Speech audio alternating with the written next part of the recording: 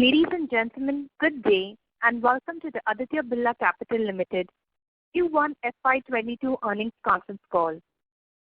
As a reminder, all participant lines will be in the listen-only mode. There will be an opportunity for you to ask questions after the presentation concludes.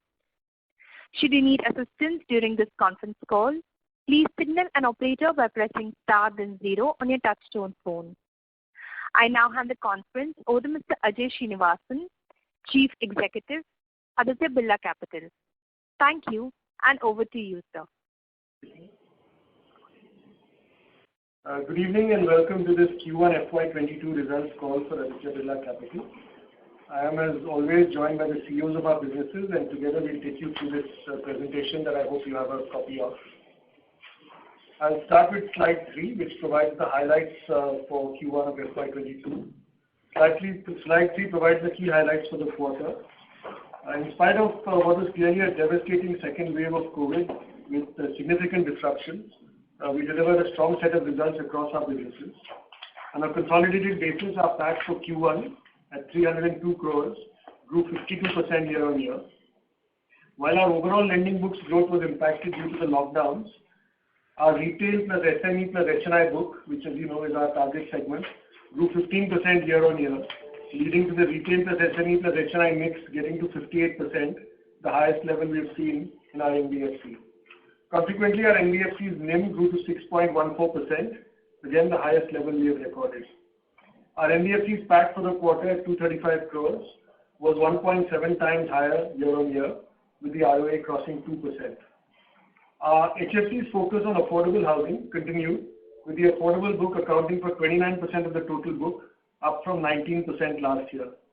This led to the NIM increasing to 4.24%, again the highest level recorded by our housing finance company. PAT for our housing finance company grew 39% year-on-year, and the business delivered an ROA of 1.3%. Our AMC saw strong growth in its total AUM and particularly its equity AUM. Consequently, its PBT grew by 58% year-on-year, and the margin, defined as the PBT by average AUM, grew to 30 basis points. Our life insurance business continued to build on the momentum it has, with individual FYP growing by 5% on top of a very good growth last year. Our renewal premium grew strongly, and we increased our protection mix by 100 basis points year-on-year. As a result of these outcomes, our net VNB margins increased by 300 basis points year-on-year. In spite of a surge in COVID claims, our life insurance business has delivered an 8% year-on-year growth in profits. Our health insurance business too continued its growth momentum with a 50% increase in GWP year-on-year. The combined ratio, normalizing for COVID claims, was at 110%, trending as per plan. We now cover 14 million lives in this business. Our other financial services businesses, namely our general insurance broking, our stock broking and our ARC, delivered a 31% growth in profits, mainly driven by the strong performance in our insurance broking business. Our retailization focus has led to a continued growth in our active customer base, which now stands at 25 million, up 30% year-on-year. Slide 4 shows the trajectory of growth of our revenue and PAT on the left and the breakdown of profits by business on the right. I would like to call your attention to the bottom left chart, which shows that our Q1 PAT is not just significantly ahead of last Q1, which was COVID impacted, but is also higher than the pre-COVID quarters, making it our best quarter one. You would also note from this slide on the right that the PBT of our profitable businesses grew by 54% year-on-year to 656 crores, while our consolidated PAT grew by 52% year-on-year. All our businesses have contributed to this profit growth. Slide 5 is our report card against the targets we have set for ourselves for FY24 and which we have shared with the market earlier.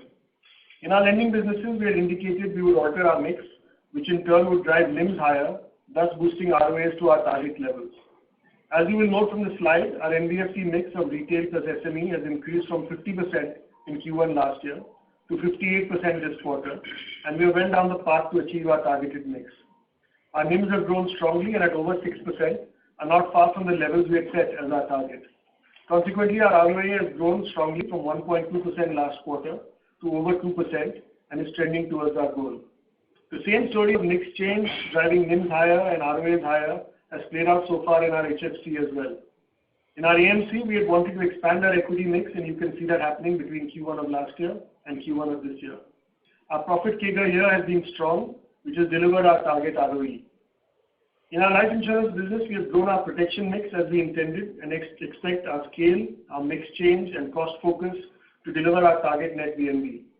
Our net VNB for Q1, as I just mentioned, is 300 basis points better than Q1 of last year. And finally, in our health insurance business, we continue to build scale and operating leverage as we had targeted. The business is still poised to break even in Q4 of this year, unless we have another big surge in COVID claims through a third or fourth wave. Moving on to slide 7, I just want to talk about work we've done in digital technology. Over the last few quarters, we have been covering the work done by us in the area of digitalization, and we continue to make significant progress on this. I will cover a few areas in greater detail in the next few slides, including the impact that we've seen from our digital initiatives. But before then, I'd like to just briefly mention a few initiatives on this slide, which are marked with a star. First, we've built digital capabilities to integrate deeply with ecosystem partners, which is helping us drive customer acquisition at scale. I will cover this in a slide very shortly. Second, our investments in voice and video technologies is helping us deliver a far better customer experience. We have, for instance, gone live with machine learning AV bots, which we think will redefine the way customers will get serviced. Third, our digital sales tools are helping our distributors and sales teams alike in driving productivity, in improving engagement, and of course, improving revenues. And fourth, we're not just focusing on the front end, but ensuring our digital journeys are automated end-to-end, leveraging technology, thus resulting in straight-through processing with its subsequent benefits. Slide 8 covers some of the work we've done at a platform level to enable customers to access all our products seamlessly, thus driving multiple product ownership. We recently launched our ABC mobile app, for instance, which allows a customer to seamlessly purchase any one of our products and get access to over 250 services across our businesses. Our robo-advisory tool called the Money Planner, people draw personalized financial plans and leverage ABC products to meet these goals. We have enabled customers to use our digital assets to locate an advisor near them and then to be able to co-browse for live assistance, thus accessing all our products with advice from an advisor. And finally, we're leveraging analytics to create personalized pre-approved offers for our direct customers on their ABC dashboard itself. All of these initiatives have built good momentum, and we expect these to scale up as we go forward. Through slide 9, I will cover how we're leveraging digitally integrated partner ecosystems to acquire customers at scale. You'll recall I started by saying we now have 25 million active customers, and that's grown. This is a large driver of that growth in customers. We today have over 150 ecosystem partners, including banks, who are digitally enabled and integrated with all our businesses. Over 50% of our purchase transactions have come through these partners.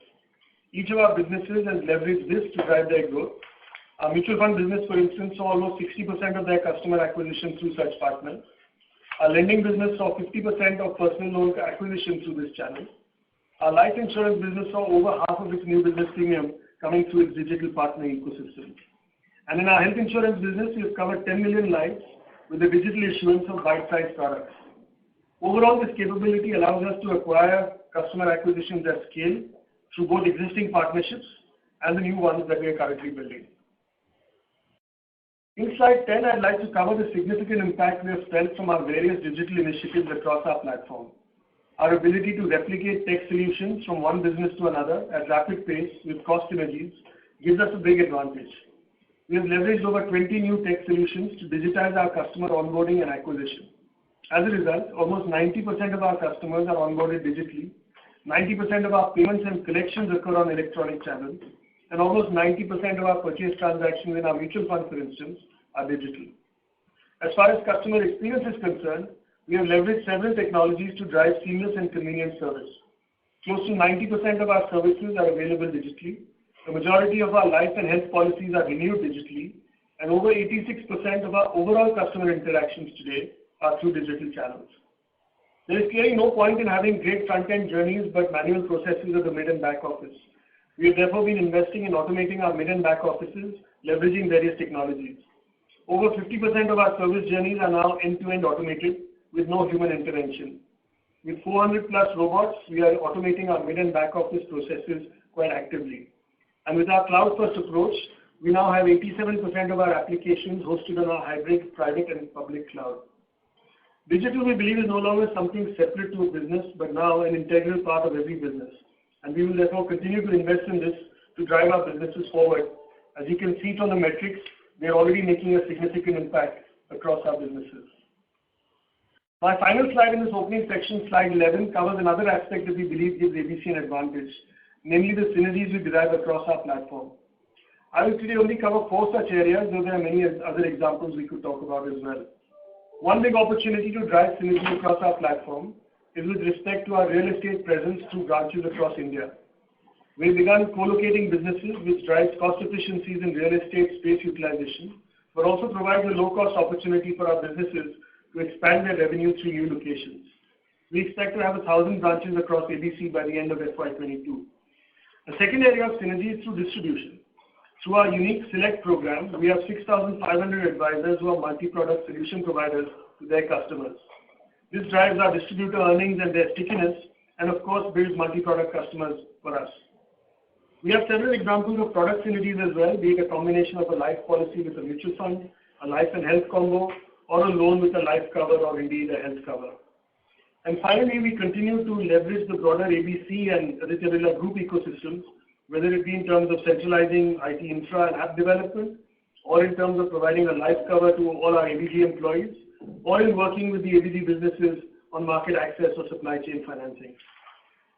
Let me now stop at this point and move on to our businesses and hand you over first to Rakesh Singh, who will walk you through our lending businesses.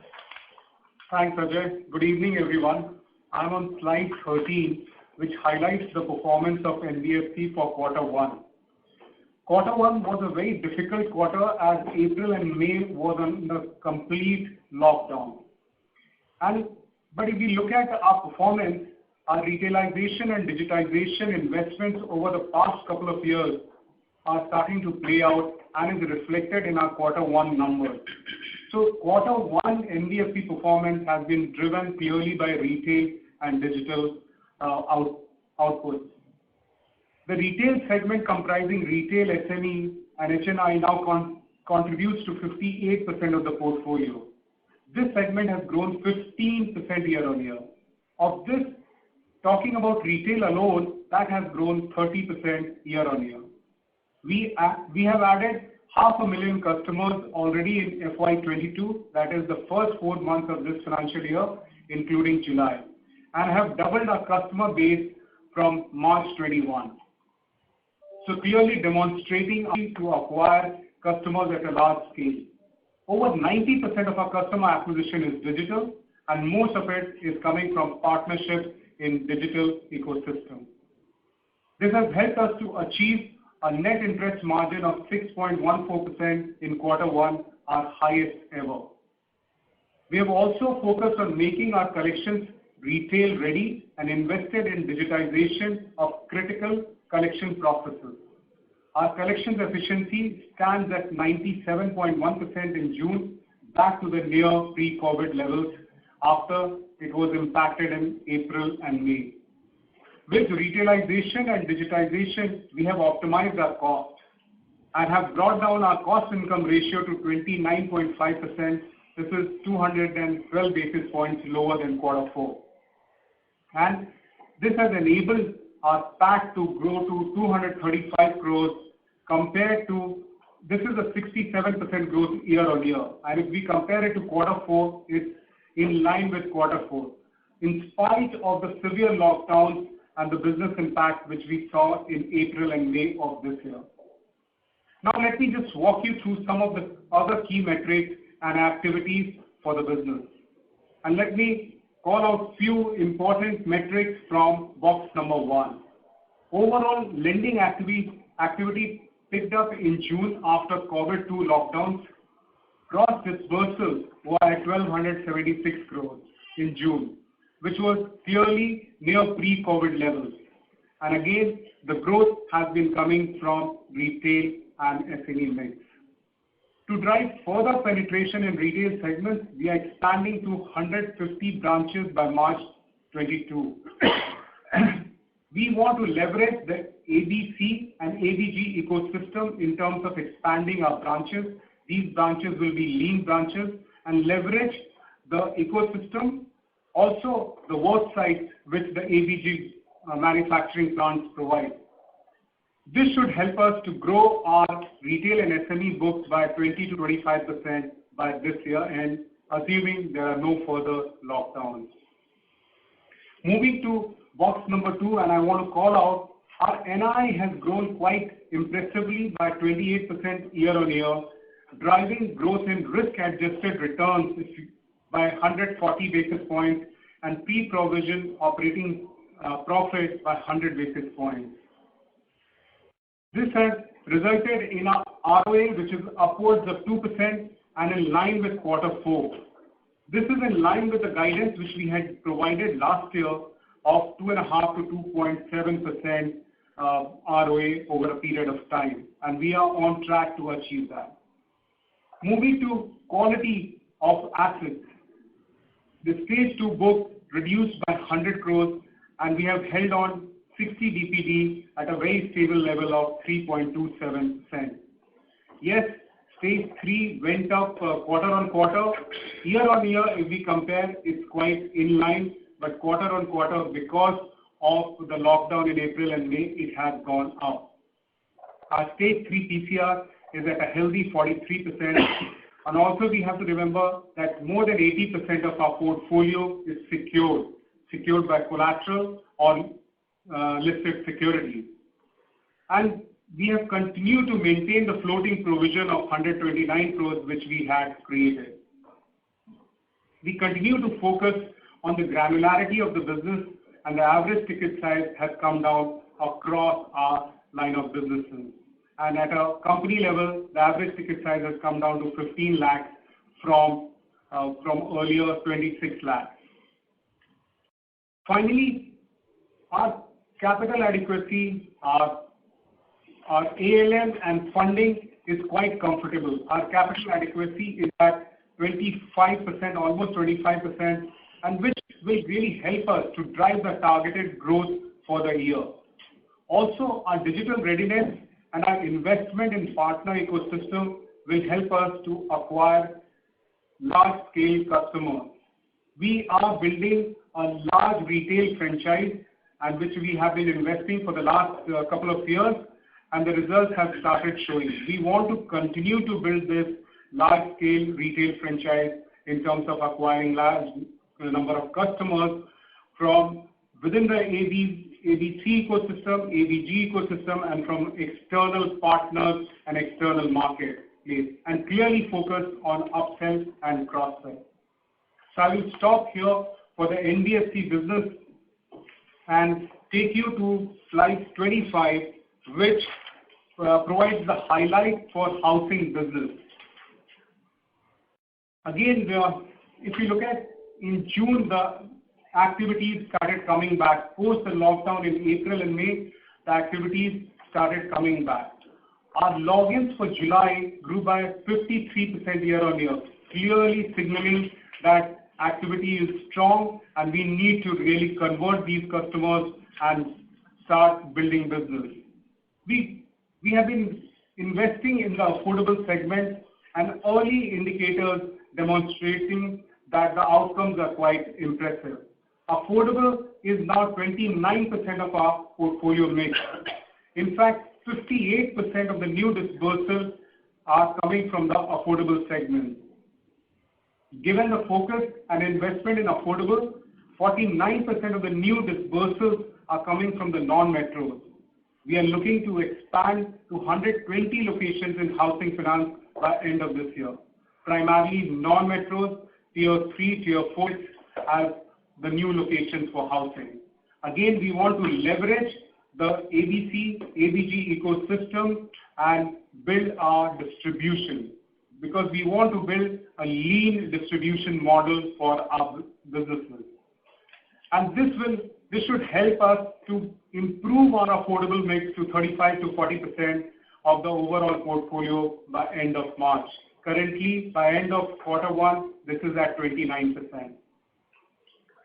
With focus on affordable, the yields have improved. Our new sourcing yield is at 11.53% in quarter 1.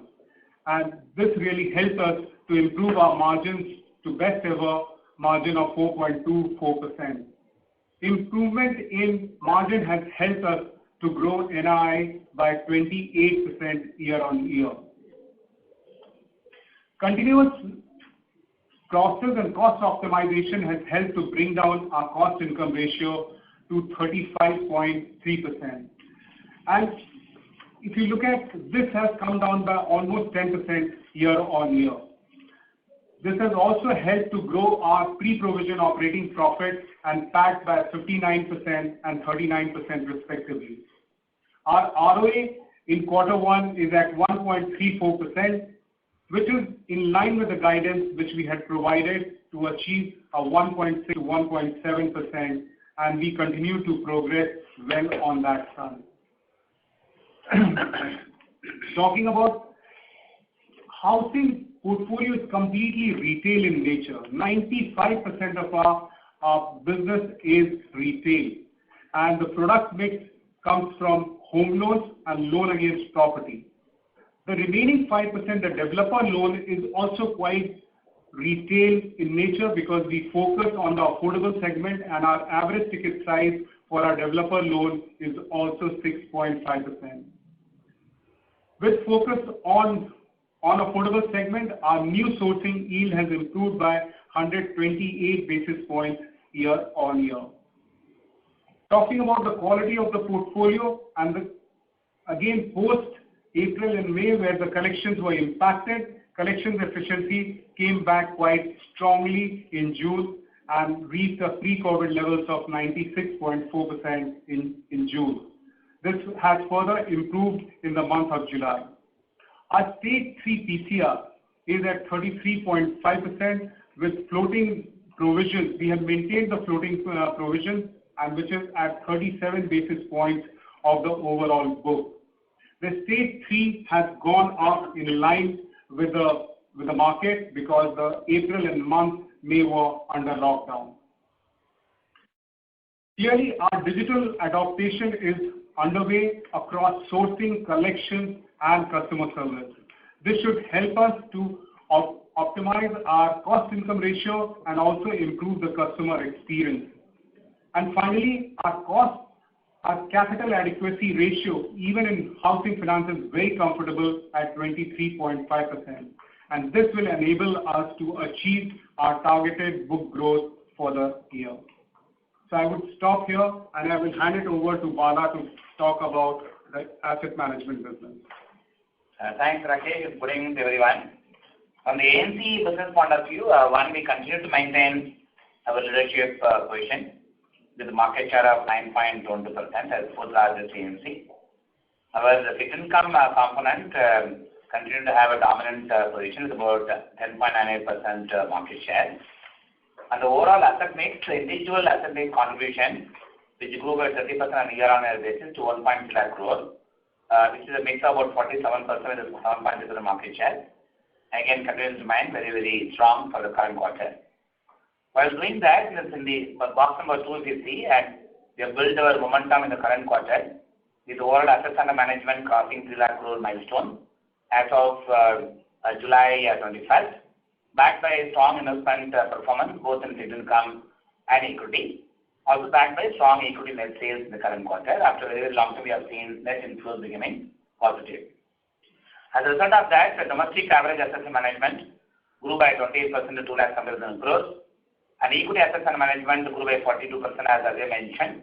Highest ever AUM we are reaching to 1 lakh crore, and fixed income assets, excluding a liquid fund, also grew quite significantly by 38% on a year-on-year basis to 1 lakh crore. During the quarter, I am also happy to inform you that we collected close to about 2,000 crore, 1,922 crore through a NFO offering, a multi-cap NFO. As a result of that, the overall equity mix in the overall assets under management compared to last year improved from 34% to 37%. While doing that, our focus on building solid retail franchise continues to remain as a big area of focus. In fact, during the current quarter, after seeing either static or marginal downtick that we saw in the last quarter of last year, we have seen an improvement in the overall customer ratio, about 1,20,000 customers we added, 4 years we added, to 7.2 million customer base. Our focus on building B30 AUM continue to have a good mix of about 15.8% overall asset mix, growing about 30% on a year-on-year basis.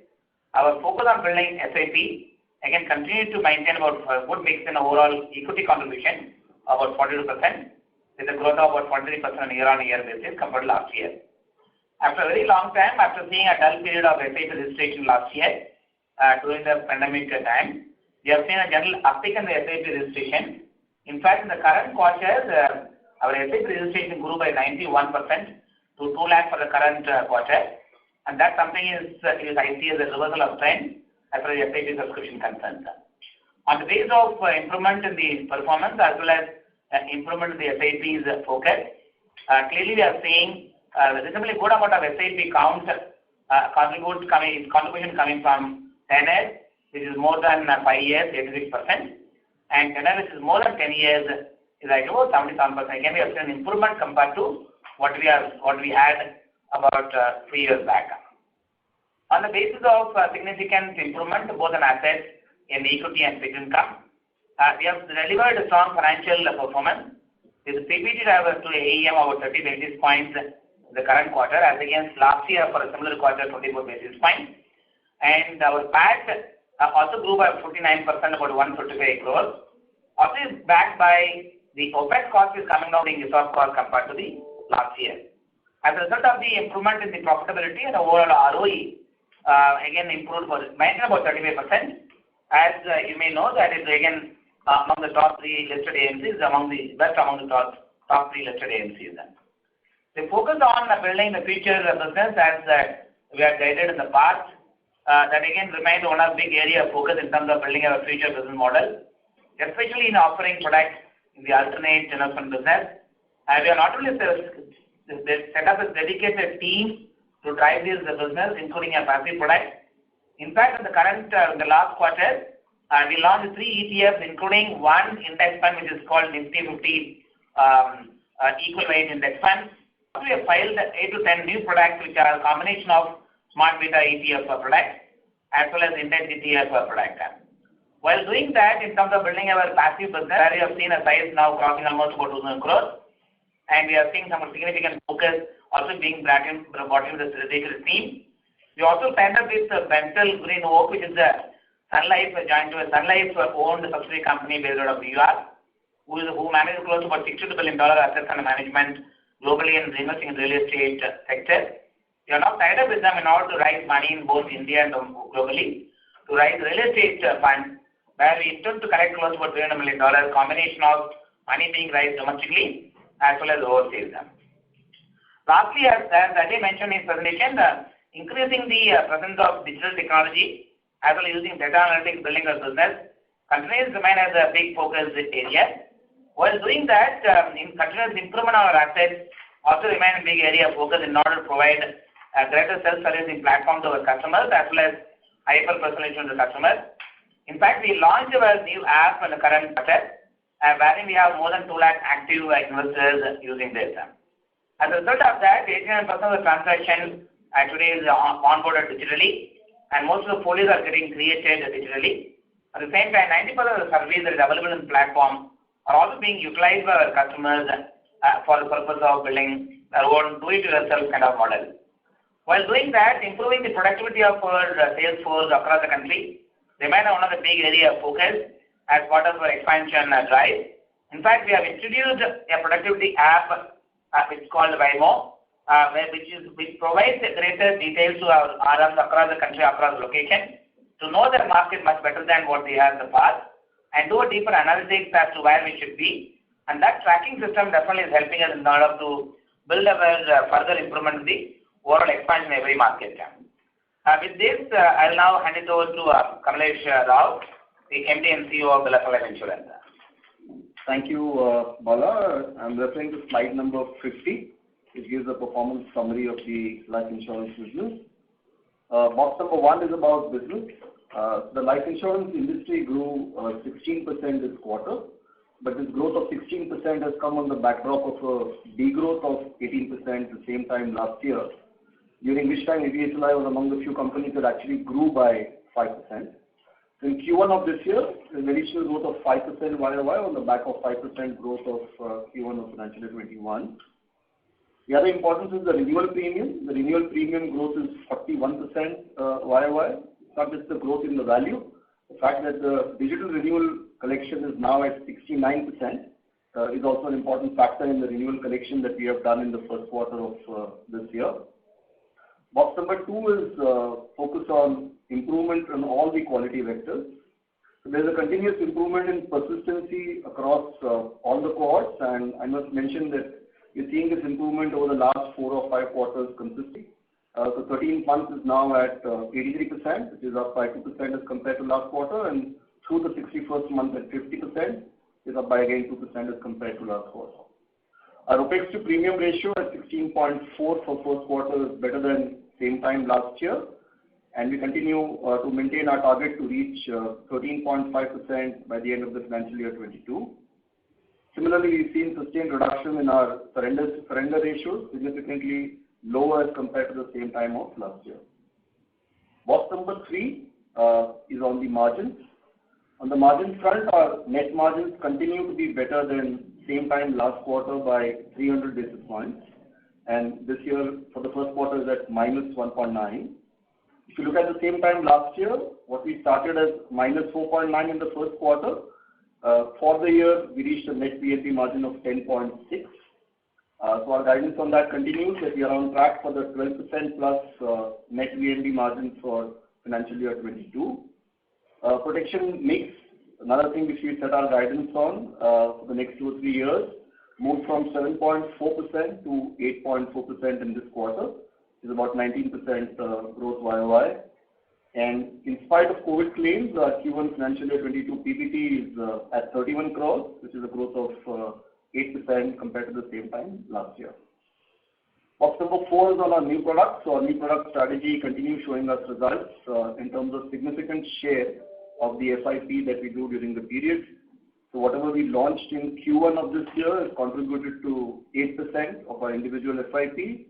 And through the last 18 months, whatever products we have launched, they have contributed about 35% of the individual FIP. PASA, which is the pre-approved sum assured, our key analytical and digital-led acquisition program, continues to do well in both our proprietary as well as banker relationship. It's contributed to 13% of our individual business for the first quarter, up from 8% same time last year. And we continue having a healthy mix both through our proprietary and partnership channels, which is at about 41 to 59, with controlled ULIPs contribution through the first quarter of this year. Box number 5 is on COVID updates. So the country witnessed in Q1 death count of close to 1.5 times of the entire financial year 21. ABSLI has witnessed similar trends, and our share of COVID claims is in line with the market share that we have in the life insurance business. Net of reinsurance, our Q1 COVID claims amounted to 108 crores. And keeping the second wave in mind, the company is carrying additional reserves of 100 crores for claims in quarter 2 for financial year 22. Box number 6 is on our digital infrastructure. So our digital and analytics infrastructure continues to yield great returns in all our key areas. So 91% of our business is sourced digitally. All this business comes with 91% auto pay, which will render well for renewal premiums going forward. Even the tool for PIDC to make sure that the customer buys the right product, we have digitized that, and we already have an adoption of 47%. And we launched the first of its kind prospecting tool, we call it the Sales Buddy. We already are seeing conversions at a very decent rate of 4.5% in terms of what we did in Q1 of financial year 22. So these are the broad highlights. With this, I stop and I hand over to Mayank to talk about the health insurance. Thank you, Kamlesh. Referring to the summary slide for health insurance 59. We had another good quarter in the health insurance business. We grew 50% over last year in spite of a very high base effect when we grew at 72% vis-a-vis IE at 21. This quarter, the overall industry growth was 14-15%, so much higher growth rate for us. Both our retail and group businesses continue to do well. Our retail mix is at about 70% plus. But we cover, customer segments across different factors, both by age, profile, kind of customers, and therefore we cover 14.4 million lives at the end of the first quarter, which grew 1.6 times year on year. Last quarter was, of course, very tough for the industry overall because of COVID claims from a profitability perspective, because COVID claims was much larger in the second wave than what we saw the entire first wave in just about 3 months' time.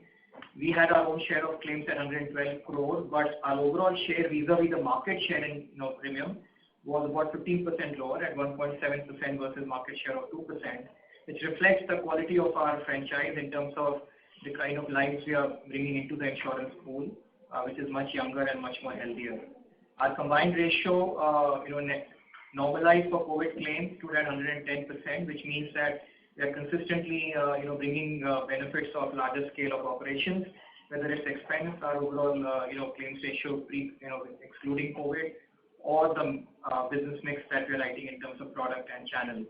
And therefore, we are well on course for our break-even in quarter 4 that we had guided, from last few quarters, subject to any material, third or fourth wave impact. The growth rate that we have seen, continues to be, high because of the very differentiated model. We continue to offer products to get in a much larger pool of health-conscious consumers into insurance, and there we launched another product which offers up to 100% health return in the last 4 or 5 months, and there we've seen our core retail indemnity portfolio, in fact, having more than 50% of sales. Just the initial attraction of this offering, both for consumers and intermediaries, gives us that confidence that we are bringing newer customers to insurance. Because our model gives us a lot of data, we have now moved to data-driven health engagement to actually drive, now after acquiring health-conscious customers, drive better health for the existing pool. And there we use personalized health data to give specific recommendations for each risk pool, which helps us in bringing down the potential claims, which we have seen in terms of 6% lower claims for engaged customers. From a distribution perspective, we continue to be well diversified with our banker mix at about 61%. Within banks, we have got 9 banks working for us, including the two of the largest, HDFC and Axis. We are also onboarding 3 new bank partners in this quarter, which we will announce shortly along with our partners. Agency, which is also very important for health insurance because of its tenure. We've added 35 new locations, and we are leveraging the One ABC synergy in real estate, which Ajay earlier mentioned, because that gives us an opportunity to open branches in new locations at a much lower fixed cost than what traditionally opening an agency branch looks like. In addition, we are also leveraging our digital capabilities to open, branchless, agency locations, which gives us opportunity to scale agency even faster. And we've already reached about 45,000 advisors at the end of quarter 1. We continue to grow our franchise with digital players because of our ability to create digital products and journeys. And we have got more than 10 million lives through partnerships across Ola and Make My Trips, Vodafone Idea, and players similar to them. Because our model is highly digital and engagement driven, so our digital capabilities have been at the forefront from the very beginning of our operations. We continue to enhance our consumer app, which actually gives customers the ability to not just fulfill their service requirements, but also engage for health requirements, and that continues to give us much higher engagement. We've also brought in multilingual capabilities across all our front ends, app, website, chatbot, WhatsApp, to make our assets more relevant. And lastly, because we are gathering a lot of data, we are now using high-end analytics to make more very contextual interactions with consumers across health risk management, fraud risk management, and also from our customer acquisition to retention and engagement timeline. And some of the capabilities that we are building are a combination of both in-house and partner capabilities. So we feel that at the core, the business is fundamentally very strong and well-tuned for growth on a sustainable basis. With that, I pass it back to Ajay to take it ahead.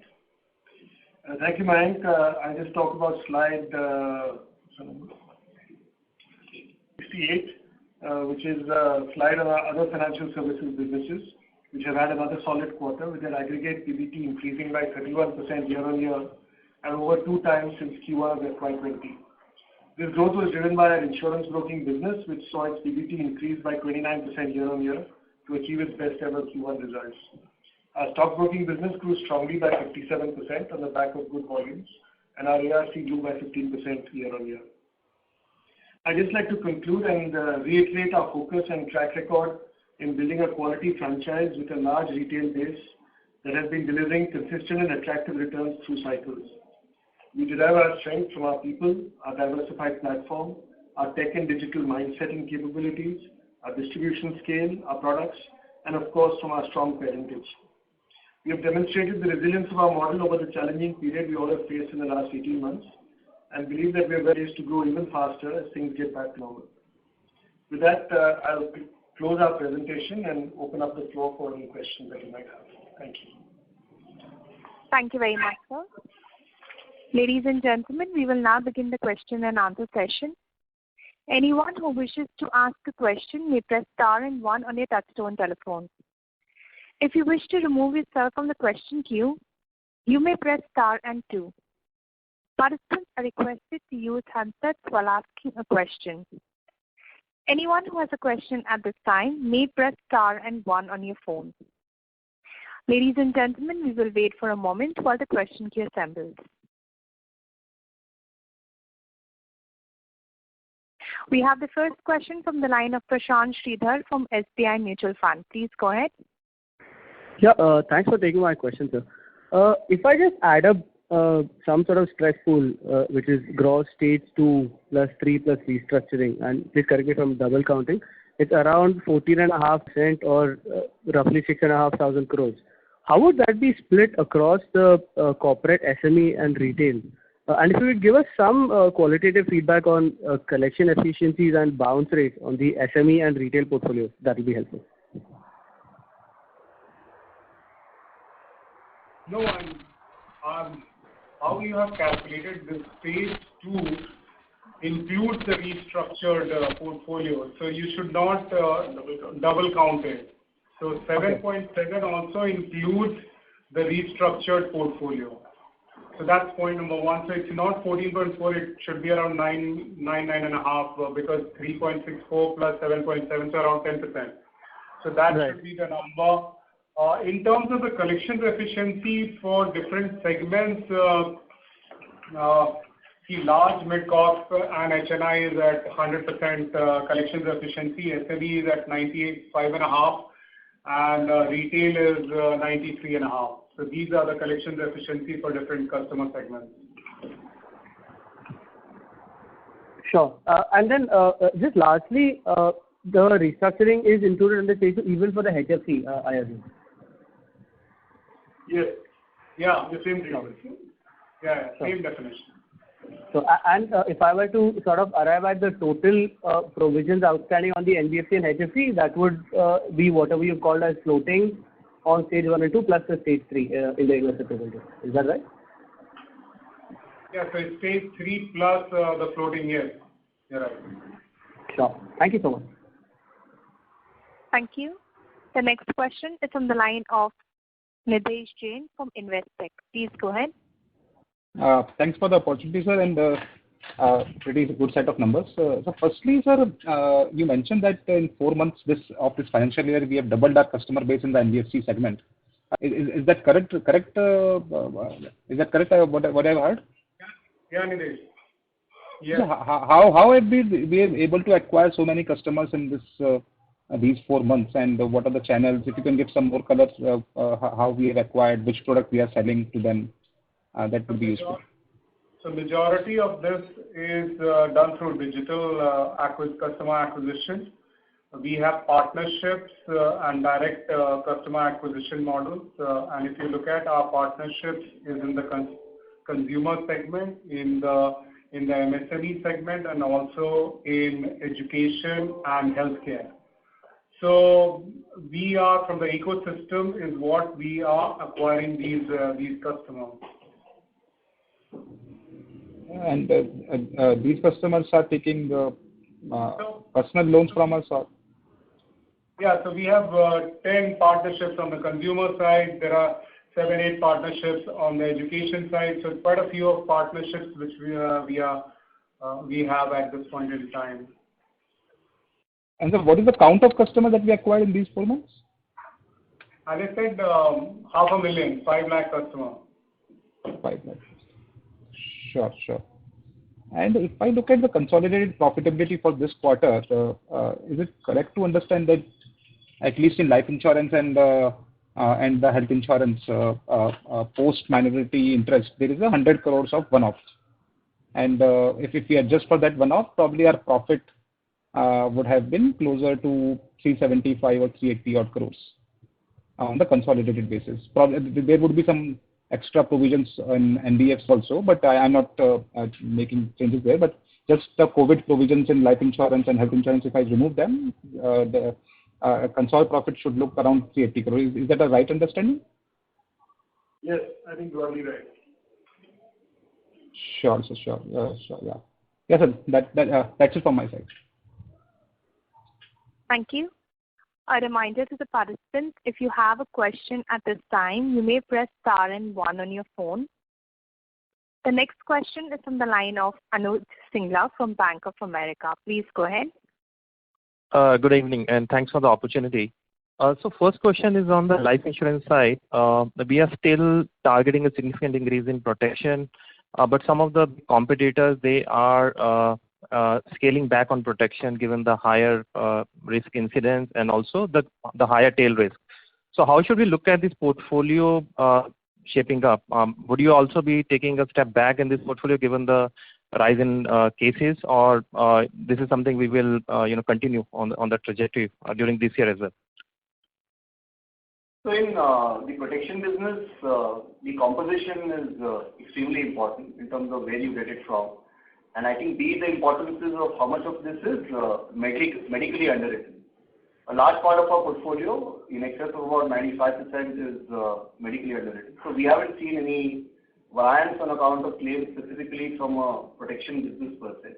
So whilst we take due care, our wanting to grow this business to the desired levels that we set out as guidance will continue. Okay. And the second part of that, our 61st month persistency looks a bit low versus peers again at 50%. Is this primarily because of the ULIP portfolio that is impacting this number?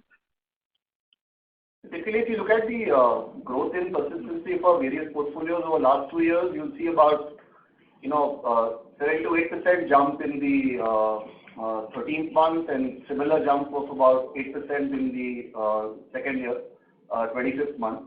So as a block, for it to move into the 50th month will take some time. But over the next 1 or 2 years, you'll see that number significantly go up to the 55, 56 kind of number. So that's the trend. The block takes that much amount of time to move. But if you look at the trend over the last 5 or 6 quarters, then all these numbers have moved. I mean, even the 61st month used to be in the 40s and we now touch the 50. But as the block gets better, starting from 13th to the 25th month, you will see the consistency in the growth across all the persistency buckets. Understood. And one data question on slide number 13 on the NBFC side. We mentioned that the total customer count for us is 5.4 lakhs as of July, whereas if I recall, Rakesh mentioned that we have added 5 customers in the first 4 months. So how should I reconcile these two numbers? So I think the way to reconcile is the onboarding has happened, and these customers, we are giving them they're in the process of taking loans, and so the acquisition has happened of 500,000 customers. So in the month of July itself is upwards of 4 lakhs is what we have acquired.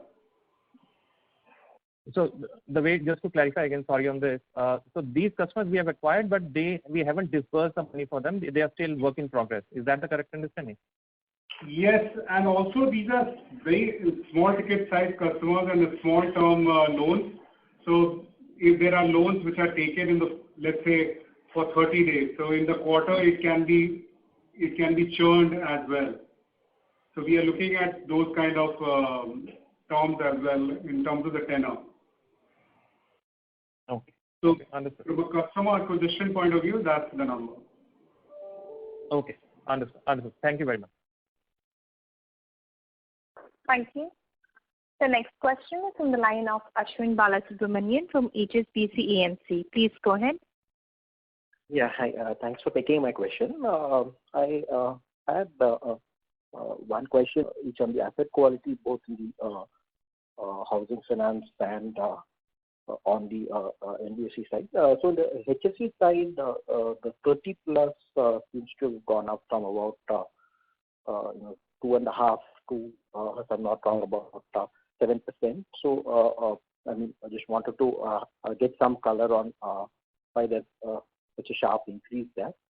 And on the NBFC side, if you could provide some color in terms of like the sectors where you're seeing some sort of stress and so on. If I look at the annual report of your subsidiary ABFL, there's an industry-wide exposure where you have about 3-4% to hotels, about 3% to education, and so on. So any of those sectors where you are seeing some that. So if you can give some color on each of these two aspects.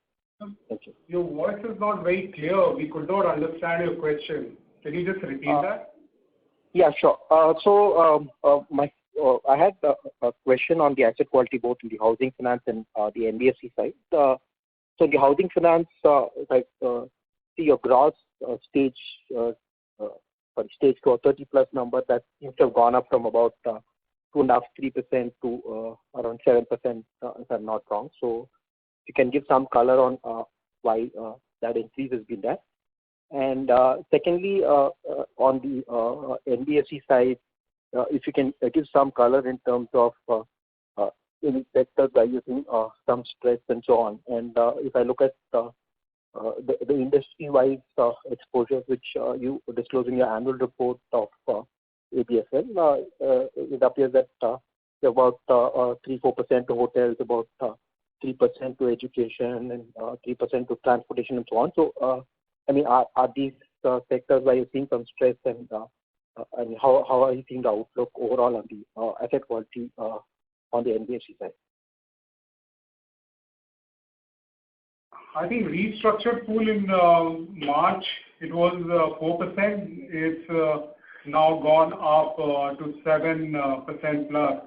So that's around 3%. But this is on account of the lockdown. So April and May was completely under lockdown, and the customers, their businesses have been impacted. So they have reached out and they have availed the RBI one-time restructuring. But we don't see too much of a risk in this because these are all secured home loans where property is a collateral, and the LTV, if you look at, is at our overall level is 53%. So customer has a lot of equity in the collateral, so we don't see that kind of a risk. And talking about the NBFC also, if you see, yes, it's gone up, but 60 DPD if we look at, for NBFC 60 DPD is 3.27, so it's quite stable at those levels. But yes, it has collections got impacted in the month of April and May because of the severe lockdown. Got it. I had one more question. In terms of your yields, that has remained quite steady at 11.8%. So if you can give some color in terms of how this would look at in terms of corporate, SME, retail overall. So I can tell you indicatively the 17.5 would be retail. Corporate will be around 10%. So we can give you the specific. We can come back to you on that. But 17.5 is retail. 10% would be corporate, and SME would be anywhere around 11.5% or so. Okay. So the rise in retail is the main reason why the yields have sort of the spread has gone up. Yes. Yes. Okay. Thank you. Thank you. The next question is from the line of Nidesh Jain from Investec. Please go ahead. So thanks for taking my question again. So on the ABC app, if you can share some statistics in terms of activation rate or what is the monthly active user or any statistic that would be useful. And we are having multiple apps for different businesses, and at one time, and at the same time, we also have this ABC app. So how are we thinking about merging all the apps into one app, or we will continue to have different apps for different businesses going forward? So Nilesh, the ABC app has actually been launched very recently. So in that sense, the numbers are still building up. But what we did is, if you look at our abc.com, a lot of these features are available on our website. And we've had about 1.5 million customers who've been accessing that and using the transaction servicing on the app, on the web. I think we're expecting a lot of those guys will move on to the mobile app plus more. As far as the business apps and the general app is concerned, I think people who want a single, who probably have a single product and therefore want to use a single app will use a single product, single business app. But this app really facilitates both purchase transactions as well as service across the entire platform. And therefore, as I said, we hope that this drives multi-product ownership, because it's a very seamless way in which you can get service and transact across multiple products. So I think the aim is slightly different in this compared to a single business app. Sure. And sir, if you can also share some more color on the 25 million customer base that we have, active customer base of 25 million in terms of income distribution, or just to understand the cross-sell potential that we can have from this 25 million customers. It's a fairly wide range, Nilesh. It's difficult to give you a single answer to that, because it includes some customers who are bite-sized customers. For instance, in our health insurance, they would be customers who would take time to sell a second product to. But they would include a large number of mass affluent customers as well, who are more natural customers for us to upsell or cross-sell to. So I think it's a pretty broad range. But because the customer base is increasing so quickly, I think the base for us to be able to work on is obviously increasing equally quickly. Sure. And lastly, in the insurance business, if you can share what is the IBNR number in both in case of life insurance and general and health insurance as of June 21. Just to understand how much provisions we have created for the future losses, or is the provision that we have created is just for the delay in claims reporting? So on life insurance side, like I said, we had a net claims of 108 crores in the first quarter, and we are carrying, like I said, a provision of additional 100 crores for Q2 for COVID claims. So we are carrying sufficient reserves for IBNR for Q2, keeping in mind the impact that we had on Q1 of 108 crores. Sure. So that includes the future claims which may come because of the deaths in Q2, or that is just the IBNR reserve as of Q1? That is the 100 crore number, right? Yeah, the IBNR is kept for the future that can come, apart from the plan that you have for normal. So additional for COVID, which is exceptional item which has happened in Q1, which I told you the value of which was 108 crores, we're carrying equal to like 100 crores for Q2. Sure.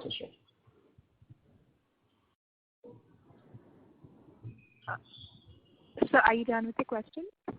Yeah, on the health insurance also, so you can share the IBNR number and the provisioning for future if we have made any.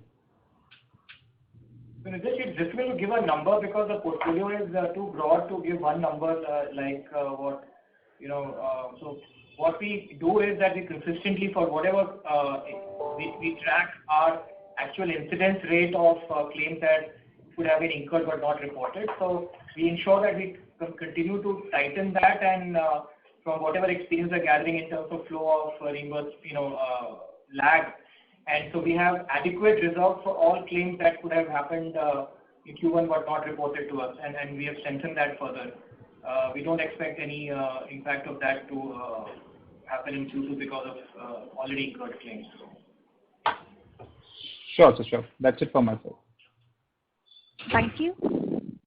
The next question is on the line of Ritesh Bhagwati from Rockstud Capital. Please go ahead. Thanks for taking my question, and congrats on a good set of operational performance. So my question is in regards to the listing of our AMC business. So can I have some update on that? With the IPO, so the process is moving well, and as we understand from the merchant banker, we should expect the final comments and the DRHP clearance very soon. And probably, depending upon the market condition, we should be able to move ahead with our original plan. Okay. Any timeline as to when can we go ahead with it? Like any specific timeline? Once we receive the directory clearance, then we should probably plan it. Okay. And secondly, just an update on the NBFC business, like basically on the recovery side. How do we see, like, what is the outlook like for this year, basically, probably in terms of growth as well? Growth, we have mentioned that for retail and SME, we are looking at 20 to 25% kind of growth rate. We'll have to wait and see how the rest of the year goes in terms of if there are no further lockdowns and all, we should be able to achieve the growth rate which we have mentioned, especially for our retail and SME portfolio. What was the collection? Recovery. So recovery, as I mentioned, June was fairly good. July was even better. So we are looking at improvement every month. And again, so if you look at the June numbers of 97.1%, which is the collection efficiency, is as good as what it was pre-COVID, and 1.5% lower than March. So if you have 3 full months of normalcy, I think we should be able to achieve those kind of collections efficiency, which we achieved in March. Okay. Thanks a lot. Thank you. The next question is from the line of Naishi from Acko General Insurance. Please go ahead.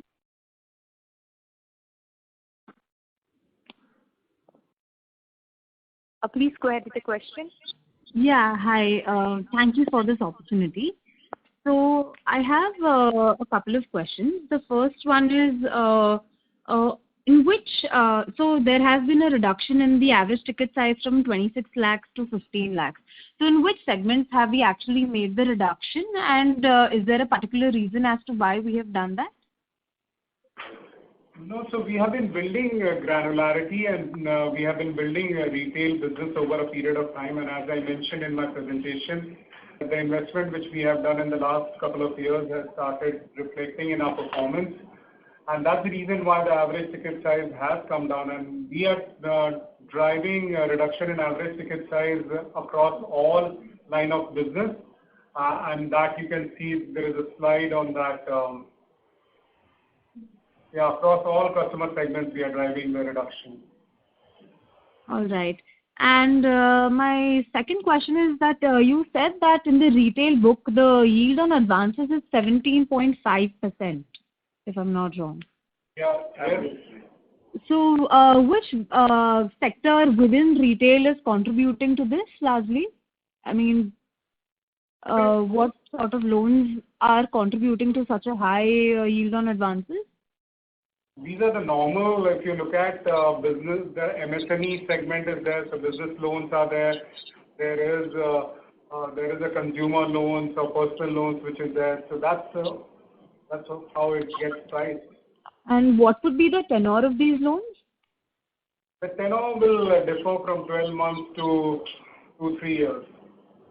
All right. That's about it. Thank you so much. Thank you.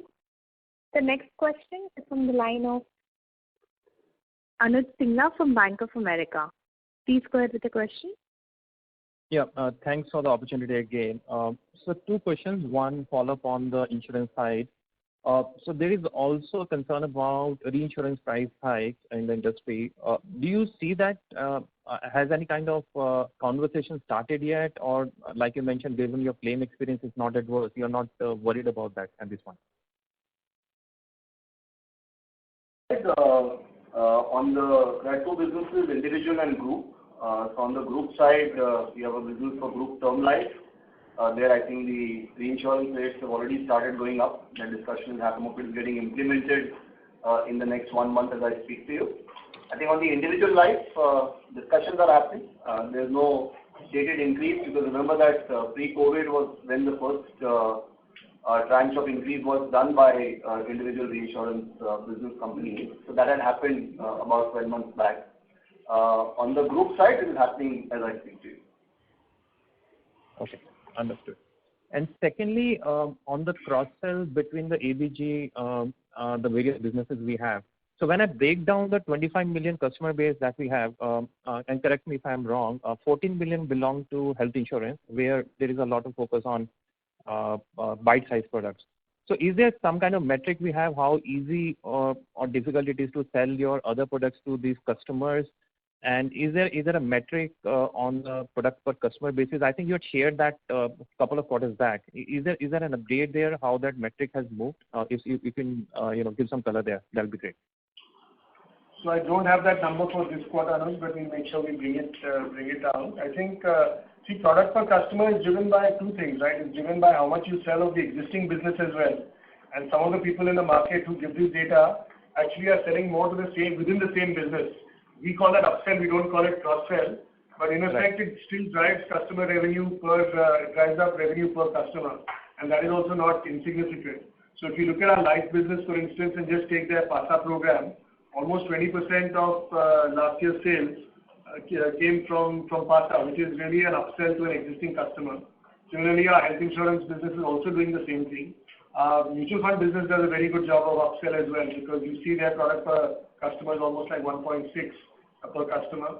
And if you look at our lending businesses, there you have very high attachment of home loan of life and health with home loans and regular loans. So there's almost a product per customer of 2 in that regard as well. So I think you have to look at it very differently because we have multiple businesses. It's not a simple answer like it is for many people who sit within a single entity. Okay. And the customer breakdown is correct. So 25, maybe 14 million of that will be with health, and half a million is with your NBFC, and maybe rest will be with the life and the other thing. That's a correct breakdown, right? That's right. Okay. Okay. Thank you. Thanks, sir. Thank you. The next question is from the line of Nilesh Jethani from Envision Capital Services Private Limited. Please go ahead. Hi, sir. Thanks for the opportunity. So my first question was on the growth side of the NBFC. So when we say retail and SME to grow by 25%, we include HFC also, or it is only NBFC where retail is supposed to grow by 25%? We are talking about the NBFC now. Okay. And so what will drive this 25% growth? Can you throw some color on that? What are we doing basically to get that kind of growth of 25%? So we have given a range of 20 to 25%, and what we drive is we have been investing in the physical distribution. So we have opened up new branches. So we have doubled our branches in the last 1 year. We are looking at taking our distribution to 150 branches. So that's one piece which will drive the growth, and also the partnerships and the ecosystem partnerships which I spoke about earlier. So these are the two main drivers of our business. And as we go into tier 2, 3, 4 markets, I think the retail and MSME business should grow. And that's the background of the growth. Understood. And the second question was on the ROA part, where we are aspiring to reach a 2.5% ROA from 2% currently. So I wanted to understand what would be the major drivers for this, because I believe credit provisioning mostly would come down by, say, 20-30 basis points lower after the Q1 sharp rise. But besides that, what will drive the ROA? Are the NIMs we are expecting to go up? What's the thought process? If you look at in the normal environment and where you don't have the COVID provision and economy comes back to normal, 25-30 basis points can get added immediately on that front, and maybe slightly higher. Also on the margins, as we mentioned, by our retail SME, our margins are getting, and you can see that over the last couple of years how our margins have improved. Going forward, as this portfolio mix and the product mix improves, that will improve our margins as well. So that will drive our ROA. So any sense of cost of funding? So we expect cost of funding to have bottomed out and yields to probably rise from this level. So is the understanding right? Yeah, so I think, yes, cost of borrowing is bottomed out, but I think we expect it to remain in the same range for some time because enough liquidity is there in the system. But almost 100% of our business is floating rate loans. So if the interest rate goes up, we are able to pass the interest rate. If it comes down, we try and pass it on to our customers. So that's how the model works. So whether the interest rate goes up, I don't think it will compress our margins. So let me ask in this way. So what were the incremental yields for Q1, if I want to ask in BFC? What is the incremental? Yield. Yeah, so in the housing, I remember 11.53. For NBFC, I'll have to just pull out. Okay. I'll pull out and share with you. Okay. So those were my questions. Thank you so much for answering them. Thank you. Ladies and gentlemen, due to time constraints, that would be the last question. I would now like to hand the conference over to Mr. Srinivasan for his closing comments. Yeah, thank you very much for joining this call. I hope you got answers to your questions. If there are still any questions that you have that you'd like answered, please write into Pramod Gora, and we'll be very happy to answer any questions that you may have. Thank you and good evening to everyone. Thank you very much, members of the management. Ladies and gentlemen, on behalf of Aditya Birla Capital Limited, that concludes this conference call. Thank you for joining us, and you may now disconnect your lines.